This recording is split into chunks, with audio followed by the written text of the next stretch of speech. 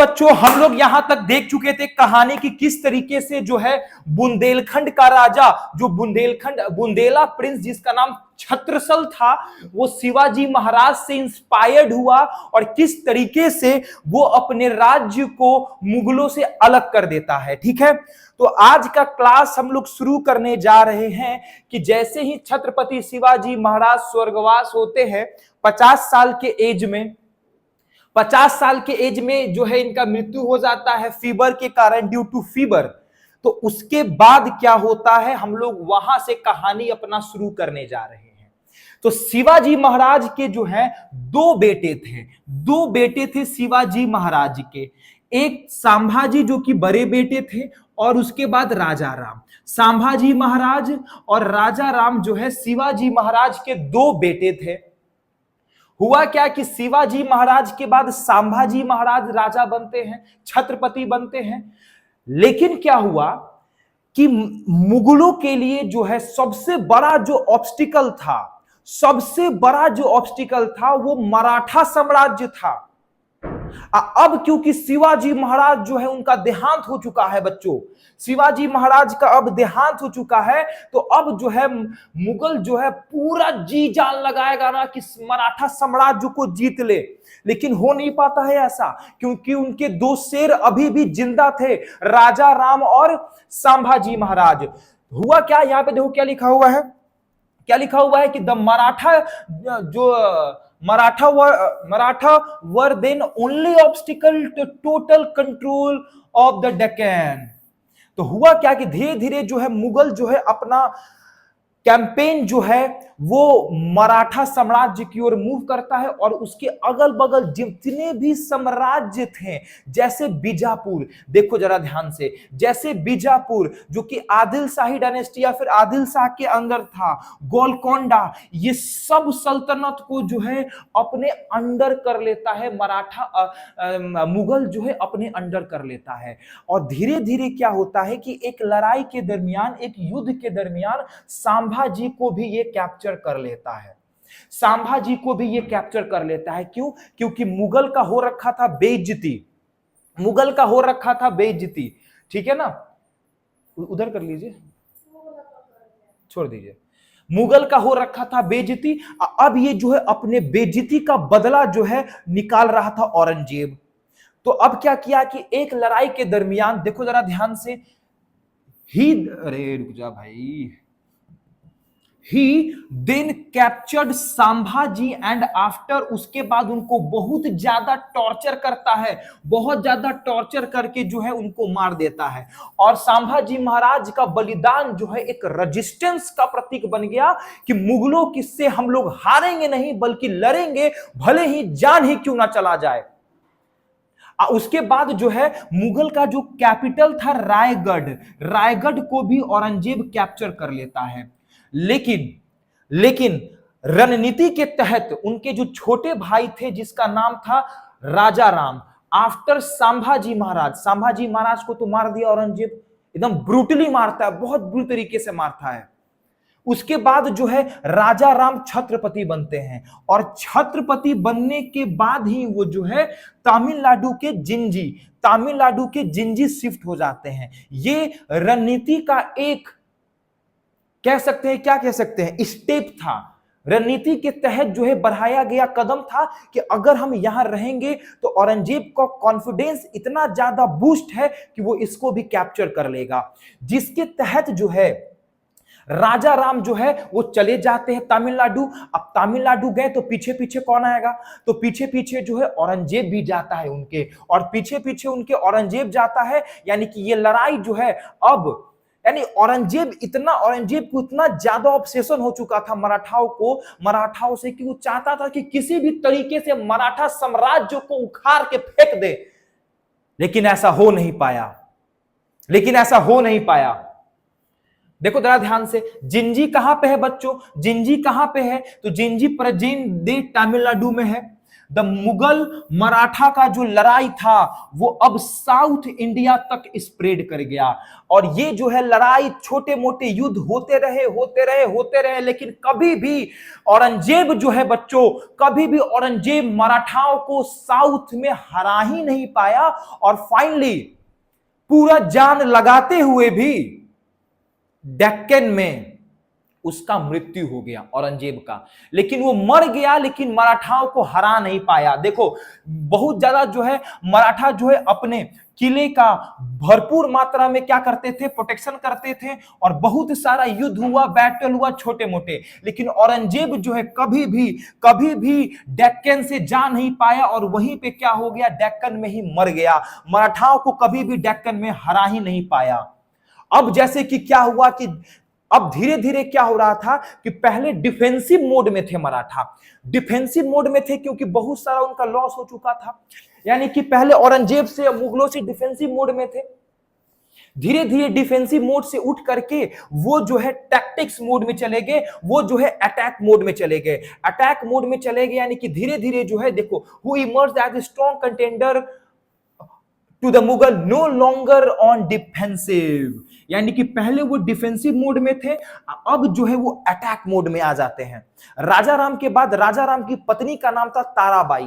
ताराबाई जो है मुगलों को लीड करती है, और इतना शानदार लीड करती है, सॉरी मुगलों को लीड नहीं करती है, बल्कि ताराबाई जो है मराठाओं को लीड करती है। The Maratha led by, I take my word back, Mughal बोल दिया था मैं, द मराठा लेड बाई। यहां पे सर बैठे हुए वो मेरे को करेक्ट किए हैं कि मुगलों को बोल दिए सर आप। The Maratha led by Tarabai, ठीक है। ताराबाई जो है मराठाओं को शानदार जो है लीड करती है, और लीड करने के बाद क्या होता है, हालांकि ताराबाई कौन है, तो राजा राम की क्वीन है। और उसके बाद जो है भरपूर मात्रा में अपनी टेरिटरी को एक्सपेंड करने का काम करती है, यानी कि मराठा पहले डिफेंसिव मोड में थे, अब मराठा आ चुके हैं अटैकिंग मोड में आ चुके हैं। और ताराबाई के नेतृत्व में मराठा जो है बहुत ज्यादा इंडिया के बहुत बड़े लार्ज पार्ट पे अपना कब्जा फैला लेते हैं, लार्ज पार्ट में। यानी कि भले ही संभाजी महाराज को तुम मार दिए, भले ही राजा राम की मृत्यु हो चुकी है, लेकिन उनकी जो क्वीन थी ताराबाई, वो एकदम अटैकिंग मोड में आकर के इंडिया के बहुत भारी मात्रा में, बहुत बड़े पार्ट में जो है अपना एक्सपेंशन करती है। During this rapid expansion, the Maratha themselves underwent a structural transformation. अब जैसे जैसे समय बीतता गया तो जो मराठा के अंदर का जो स्ट्रक्चर था वो भी धीरे धीरे चेंज होता चला गया, जो कोर वैल्यूज था वो भी धीरे धीरे जो है वो चेंज होता चला गया। देखो जरा ध्यान से, during this rapid expansion the Maratha themselves underwent a structural transformation। पहले जो the centralize state from Shivaji time, यानी कि पहले जो पावर सिर्फ और सिर्फ सेंट्रलाइज हुआ करता था, राजा के हाथ में हुआ करता था, अब धीरे धीरे टाइम के अनुसार वो जो पावर है वो डिसेंट्रलाइज होने लग गया, वो जो पावर है वो धीरे धीरे डिसेंट्रलाइज होने लग गया। अब आगे देखते हैं हम लोग, तो इस पेज में हम लोग क्या देखें, तो ध्यान से देखना बच्चों। इस पेज में हम लोग देखें कि शिवाजी जो है 50 साल की उम्र में उनका देहांत हो जाता है। उनके बाद उनके दो बेटे थे, संभाजी महाराज और राजा राम। संभाजी महाराज छत्रपति बनते हैं, लेकिन मुगल जो है उनको कैप्चर कर लेता है, रायगढ़ को कैप्चर कर लेता है और उनको मार देता है। उसके बाद जो है राजा राम जो है छत्रपति बनते हैं और वो जो है तमिलनाडु चले जाते हैं, जिंजी चले जाते हैं और वहां से जो है डिफेंसिव मोड में रहते हैं। उसके बाद ताराबाई आती है, और ताराबाई कौन थी, राजा राम की बीवी थी, राजा राम की क्वीन थी। ताराबाई आती है और जो है मुगलों के साथ बहुत भारी मात्रा में अटैकिंग मोड में रहती है और इंडिया के बहुत लार्ज पार्ट पे अपना क्या जो है कैप्चर कर लेती है, मराठा साम्राज्य को फैला देती है। लेकिन जैसे जैसे टाइम बीतता है, जो मराठा के एडमिनिस्ट्रेशन जो था उसके अंदर भी बहुत सारा चेंजेस आने लग गया। पहले जो पावर सेंट्रलाइज हुआ करता था, यानी कि छत्रपति के हाथ में हुआ करता था, अब वो जो है डिसेंट्रलाइज हो गया। यानी कि जो रीजनल जो चीफ्स थे उनके हाथ में भी धीरे धीरे पावर जाने लग जाता है। प्यारे बच्चों, बस स्टोरी है, स्टोरी को स्टोरी जैसा रखते हैं हम लोग, ठीक है। आगे आ जाओ, आगे आ जाओ। ये देखो, ये देखो, ये देखो, यहां पे क्या है, still nominally central around the Chhatrapati, यानी कि पावर जो है अब छत्रपति के हाथ में कम आने लग गया। But with the chief welding more power, यानी कि चीफ के पास धीरे धीरे ज्यादा पावर आने लग गया। इन पार्टिकुलरली द पेशवा। पेशवा कौन थे? तो पेशवा जो है मराठा साम्राज्य के प्राइम मिनिस्टर को पेशवा कहा जाता था। पेशवा जो है एक पर्शियन टर्म है। कैसा टर्म है, कैसा वर्ड है? एक पर्शिया का एक वर्ड है जिसका मतलब होता है प्राइम मिनिस्टर। यानी कि पहले जो छत्रपति शिवाजी महाराज के अंडर में जो पेशवा काम करते थे, जो प्राइम मिनिस्टर हुआ करते थे, उनके पास कहीं ना कहीं छत्रपति के से ज्यादा पावर उनके पास होने लग गया। Great influence even over the Chhatrapati himself, यानी कि ज्यादा उनके पास पावर होने लग गया। इन पार्टिकुलर नाम दिया गया है पेशवा का, एक पेशवा का नाम दिया गया यहां पे, Peshwa Bajirao one. Peshwa Bajirao one and his son Nana साहेब। देखो, पेशवा बाजीराव वन, बुक लेकर बैठना है, पेंसिल लेकर बैठना है और बैकबोन स्ट्रेट करके बैठना है और कहानी सुनते चलना है। Peshwa Bajirao one and his son Nana Sahib Peshwa were instrumental in the pan India expansion of the Maratha. यानी कि जो पेशवा है, पेशवा के हाथ में जैसे जैसे पावर बढ़ता चला गया, यानी कि छत्रपति के अंडर जो पेशवा काम करते थे प्राइम मिनिस्टर, उसके पास जैसे जैसे पावर बढ़ता चला गया, तो देखते हैं हम लोग कि पेशवा बाजीराव फर्स्ट और नाना साहेब जो है मिल करके मराठा साम्राज्य को पूरे भारतवर्ष में फैलाने का काम करते हैं। ये लोग पूरे भारतवर्ष में फैला दिए। Maratha brought large part of India under their control and generally ruled them well. यानी कि बहुत सारा इंडिया के पार्ट को कैप्चर कर लेते हैं और वहां पे बहुत शानदार तरीके से रूल भी करते हैं वो लोग। देखो क्या लिखा हुआ है, the Maratha brought large part of India under their control and generally ruled them well but with regional chiefs acquiring more power and autonomy. लेकिन इसके साथ क्या होता है बच्चों, जो रीजनल चीफ्स थे उनका पावर धीरे धीरे बढ़ता चला गया। उनके पास जो है डिसीजन लेने का क्षमता बढ़ता चला गया, जिसको लेकर के बहुत ज्यादा इनडिसिप्लिन भी फैल गया। यानी कि शासन जो है रीजनल चीफ बहुत शानदार तरीके से नहीं कर पा रहे थे। कहीं ना कहीं जो शिवाजी का जो कोर वैल्यू था उससे वो लोग अलग हट चुके थे। वो लोग जो है अपना जो है साम्राज्य बनाने के चक्कर में पड़े हुए थे, है ना, इन स्ट्रैक कॉन्ट्रास्ट विथ शिवाजी वैल्यू। यानी कि शिवाजी का जो वैल्यूज था मतलब उन पे वो प्रभाव ही नहीं पड़ रहा था। वो बिल्कुल अपोजिट काम करने लगे जब इनके पास पावर बढ़ने लग गया। तो इन एग्जिस्टेंस द मराठा। अब उसके बाद इसी दरमियान हम लोग देखते हैं कि बंगाल में जो है मराठाओं का 10 साल का कैंपेन चलता है और उसमें हम लोग देखते हैं कि मराठाओं का जो कोर वैल्यू था शिवाजी के टाइम पे वो बिल्कुल बदल जाता है। वो जो है आम जनता के साथ ब्रूटली और हार्श बिहेव करने लग जाते हैं, जो कि पहले मराठाओं का बिल्कुल भी ये कोर वैल्यू नहीं था, है ना। Much क्रूरलिटी and devastation on the common people पे बहुत ज्यादा ये लोग अत्याचार कर देते हैं। 10 साल के कैंपेन में बहुत ज्यादा अत्याचार कर देते हैं। उसके बाद हम लोग देखते हैं बच्चों, अब देखो उसके बाद हम लोग देखते हैं इन देयर नॉर्थवर्ड एक्सपेंशन। हम लोग देखते हैं कि जो पेशवा लोग था ना, वो पूरा भारत देश में मराठाओं का साम्राज्य फैलाने का काम कर रहा था, जिसमें देखते हैं कि नॉर्थ के तरफ भी इनका एक्सपेंशन भारी मात्रा में होता है। जैसे देखो मराठा जो है कंट्रोल कर लेते हैं लाहौर, अटोक, पेशावर, जो कि अभी के पाकिस्तान में है। यानी कि यहां ध्यान दो, यहां पे मराठा है और यहां से निकल करके पूरा पाकिस्तान वाले एरिया के बहुत सारे एरिया में भी वो क्या कर लेते हैं, अपना पैर पसार लेते हैं, पूरा एरिया को क्या कर लेते हैं, कैप्चर कर लेते हैं। They fought with the Afghan. उसके बाद देखते हैं हम लोग कि उसी दरमियान जो है ये लोग अफगान से जो है लड़ाई करते हैं, और जिस लड़ाई का नाम था battle of Panipat. Third battle of Panipat 1761। हाँ, ठीक है ना। पानीपत का लड़ाई होता है, पानीपत कहां पे है? हरियाणा में है। पानीपत कहां पे है? हरियाणा में है। पानीपत कहां पे है? हरियाणा में है। और बैटल ऑफ पानीपत 1761 में होता है मराठा वर्सेस अफगान के अंदर। और इस लड़ाई में जो है मराठा बुरी तरीके से हार जाते हैं। इस लड़ाई में मराठा जो है बुरी तरीके से हार जाते हैं। इस कारण से कहा जाता है कि ज्यादा ओवर कॉन्फिडेंस नहीं रखना चाहिए। इस कारण से कहा जाता है कि ज्यादा ओवर कॉन्फिडेंस नहीं रखना चाहिए। देखो इस लड़ाई में जो है पानीपत की लड़ाई में जो है मराठा हार जाते हैं। पानीपत का लड़ाई कब हुआ? 1761 में हुआ। किसके किसके बीच में हुआ? मराठा के बीच में हुआ। मराठा वर्सेस अफगान के बीच में होता है पानीपत का लड़ाई। अब हम लोग आगे देखते हैं। लेकिन ये जो दुख था, ये दर्द था, इससे जो है मराठा जो है बहुत जल्दी मूव ऑन कर जाते हैं। और हम लोग देखते हैं कि 1771 आते आते वो दिल्ली को वापस से कैप्चर कर लेते हैं।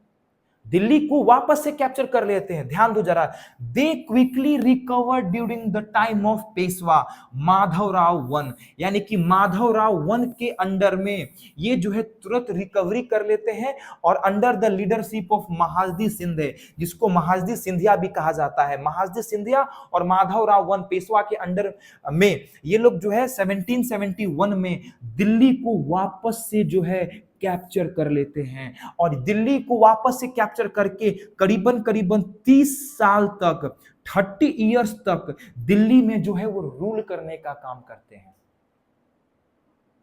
दिल्ली में रूल करने का काम करते हैं। यानी कि वो जो दुख था, वो दर्द था, उसको जो है बहुत जल्दी वो लोग वहां से रिकवर करके और महादजी सिंधे के लीडरशिप में, महादजी सिंधिया के लीडरशिप में जो है 1771 में दिल्ली को रिकैप्चर कर लेते हैं। और उसके बाद 30 साल कंटिन्यू दिल्ली पे क्या करते हैं? राज्य करते हैं। या फिर दिल्ली जो है ना 3 डिकेड लेटर, है ना, 30 साल तक जो है ये इनका यहाँ पे शासन रहा।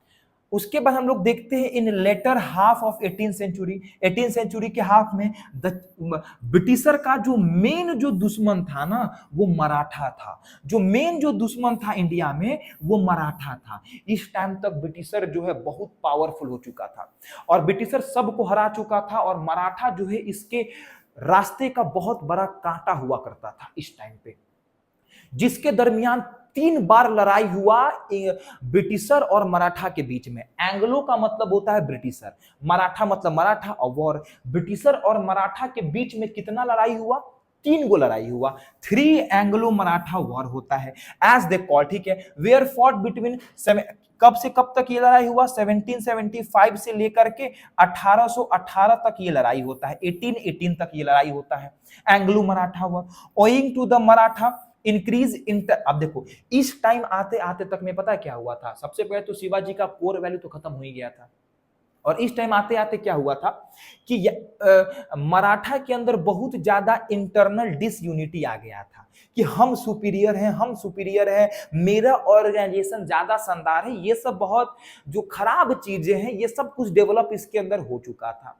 उसी दरमियान अगर ब्रिटिश का बात करें तो ब्रिटिश के पास बहुत ज्यादा ऑर्गेनाइज्ड आर्मी हुआ करता था, बहुत अच्छा जो है कह सकते हैं वॉर का इक्विपमेंट्स हुआ करता था, जिसको लेते हुए क्या है ना, जिसको बहुत अच्छा टेक्नोलॉजी हुआ करता था, जिसको लेते हुए हम लोग देखते हैं कि मराठा जो है 3rd एंग्लो मराठा वॉर में हार जाता है। और in effect the British took India from the Maratha more than from the Mughal of any other parts, ठीक है ना। और इस तरीके से जो है मराठा को भी ब्रिटिशर हरा देता है। रीजन क्या है मराठा का हारने के पीछे का? तो internal disunity and the superior organisational and technological ability of the Britisher, यानी कि उसके अंदर ऑफ कोर्स ब्रिटिशर के पास अच्छा ऑर्गेनाइजेशन था, टेक्नोलॉजी था, बेटर आर्म्स थे, एनिमेशंस थे। लेकिन मराठा के अंदर जो है डिसयूनिटी के साथ साथ ये सारी चीजें भी नहीं थे, जिसको लेकर के ब्रिटिशर मराठाओं को बुरी तरीके से फाइनली पूरे साम्राज्य को खत्म कर देता है, हरा देता है।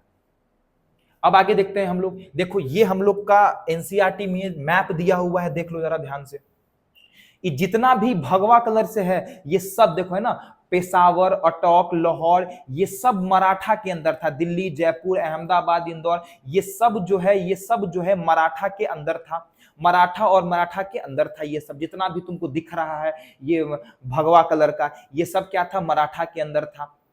ठीक है, अब ये देखो, ये जो ट्रायंगल दिया गया है, अदर इंडियन रूलर, देखो ट्रायंगल मतलब हैदराबाद में कोई और इंडियन रूलर था, कोची में कोई और था, मैसूर में, पौंडीचेरी में कोई और था, तो ये सब इसमें दिया हुआ है, ये सब देख लेना, ठीक है ना, ये सब सिंपल सा चीजें देख लेना। अब आगे हम लोग देखते हैं, अब आगे हम लोग देखते हैं, ये देखो, ये देखो, ये देखो, ये क्या दिया हुआ है, एनसीईआरटी का बिल्कुल पोस्टमार्टम कर रहे हैं हम लोग, इस कारण से बिल्कुल एनसीईआरटी लेकर बैठना है। ये देखो एक फिगर दिया गया है, इस फिगर में क्या दिया हुआ है कि देखो ये ब्रिटिशर है, ये ब्रिटिशर है, पहला एंग्लो मराठा वॉर हुआ था तो ब्रिटिशर हार गया था, तो ये देखो पेशवा और इसके दोस्त अगल बगल हैं, इनके सामने जो है घुटना टेक रहा है। देखो क्या लिखा हुआ है, डिड यू नो दैट नाना पद्मनाभिस, नाना पद्मनाभिस जो है वो बहुत ही ज्यादा powerful officials under Peshwa, Peshwa के अंडर बहुत ज्यादा पावरफुल एक ऑफिसर था नाना पद्मनाभिस।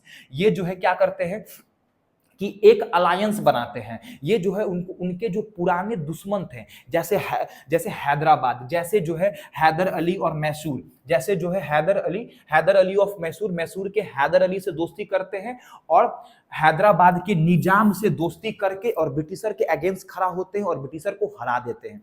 नाना पद्मनाभिस, वही ये फोटो में दिखाया जा रहा है कि बहुत बड़ा अलायंस जो है ये बनाते हैं हैदर अली के साथ और निजाम के साथ। नाना पद्मनाभिस, माना नाना पद्मनाभिस कौन है, तो पेशवा के अंदर एक ऑफिशियल्स थे और ये वही दिखा रहा है। देखो mural of British officer surrendering, देखो नाना पद्मनाभिस और Mahadji Shinde after the first Anglo Maratha war, दिखा रहा है कि इसके सामने जो है घुटना टेक रहा है, इसके सामने घुटना टेक रहा है। ठीक है बच्चों, तो यहां तक तो कोई दिक्कत वाली बात नहीं है। अभी तक की स्टोरी में हम लोग क्या पढ़े, वापस सुनो। हम लोग देखें कि शिवाजी का जो है मृत्यु जो है 50 साल के एज में बुखार से हो जाता है। उनके दो बेटे थे, संभाजी और राजा राम। संभाजी महाराज छत्रपति बनते हैं, लेकिन मुगल उसको कैप्चर करके और ब्रुटली मार देता है और रायगढ़ पे कैप्चर कर लेता है, जिसको लेते हुए राजा राम जो है वो जिंजी चले जाते हैं, जो कि प्रेजेंट डे तमिलनाडु में है। वहां से वो जो है डिफेंसिव मोड खेलते हैं। उसके बाद जो है धीरे धीरे क्या होता है, उसके बाद मुगल यानी कि औरंगजेब जो है कभी भी दक्कन से जा ही नहीं पाता है बाहर, ये इतना ज्यादा डिफेंसिव मोड में थे कि कभी जीत नहीं पाता है, मराठा साम्राज्य को कभी हरा नहीं पाता है। उसके बाद राजा राम के बाद उनकी वाइफ ताराबाई जो है बनती है, कौन, ताराबाई बनती है। ताराबाई जो है लीड करती है और लीड करने के बाद हम लोग देखते हैं कि बहुत इंडिया के लार्ज पार्ट में उनका साम्राज्य वो फैलाने का काम करती है। लेकिन ये होते होते देखते हैं कि जो पावर पहले सेंट्रलाइज था अब डिसेंट्रलाइज होने लग जाता है, बहुत ज्यादा स्ट्रक्चरल ट्रांसफॉर्मेशन होने लग जाता है। जो रीजनल चीफ थे उनका पावर धीरे धीरे बढ़ता है, पेशवा का इन्फ्लुएंस ज्यादा हो जाता है, करीबन करीबन छत्रपति से भी ज्यादा हो जाता है पेशवा का इन्फ्लुएंस। लेकिन हम लोग यहाँ पे दिया देखते हैं कि पेशवा में हम लोग देखते हैं बाजीराव फर्स्ट के बारे में देखें, ठीक है, नाना साहेब के बारे में देखें, ये लोग जो है पैन इंडिया एक्सपेंशन करते हैं। लेकिन धीरे धीरे जो है जो कोर वैल्यू था शिवाजी का वो धीरे धीरे वो खत्म होता चला जा रहा था, जिसमें हम लोग देखें कि जो 10 साल का जो बंगाल का जो कैंपेन था उसमें नॉर्मल पीपल, ऑर्डिनरी पीपल पे ये लोग बहुत ही ब्रूटली बिहेव करते हैं, बहुत ही हार्श बिहेव करते हैं। फिर हम लोग देखें कि ये लोग जो है नॉर्थ वार्ड में एक्सपेंशन करते हैं, लाहौर, अटॉक, पेशावर जो कि अभी के पाकिस्तान में है, वो सबको ये लोग कैप्चर कर लेते हैं। ये सब हम लोग देखें। फिर जो है हम लोग देखते हैं कि उसी दरमियान जो है 1761 में जो है पानीपत का क्या होता है, पानीपत का लड़ाई होता है, जिसमें अफगान जो है जीत जाता है और ये लोग हार जाते हैं। लेकिन फिर जो है यहाँ देखो, लेकिन फिर जो है 1771 में वापस से दिल्ली को रिकैप्चर करते हैं महादजी शिंदे और माधवराव वन के नेतृत्व में, वापस से रिकैप्चर किया जाता है दिल्ली को और 30 साल तक दिल्ली पे कब्जा रहता है मराठाओं का। फिर हम लोग देखते हैं कि धीरे धीरे ब्रिटिशर जो है 18वीं सेंचुरी के हाफ आते आते ब्रिटिशर का बोलवाला बढ़ गया था। ब्रिटिशर जो है वो 3 बार लड़ाई लड़ता है, 3 एंग्लो मराठा वॉर होता है। कब से कब तक, 1775 से लेकर 1881 के बीच, 1818 के बीच तक 3 लड़ाई होता है, जिसमें आखिरकार जो है ब्रिटिशर जो है मराठा साम्राज्य को पूरी तरीके से खत्म कर देता है।